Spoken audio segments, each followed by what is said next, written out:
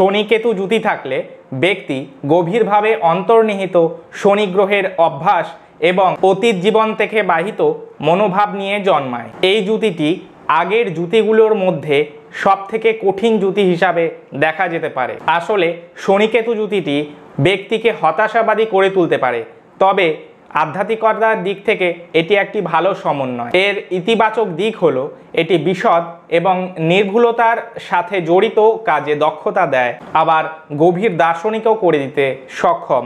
শনির মতো কেতুও বিচ্ছিন্ন শক্তি, তাই এই সংমিশ্রণটি কাউকে বৈরাগ্য অবস্থায় নিয়ে যেতে পারে।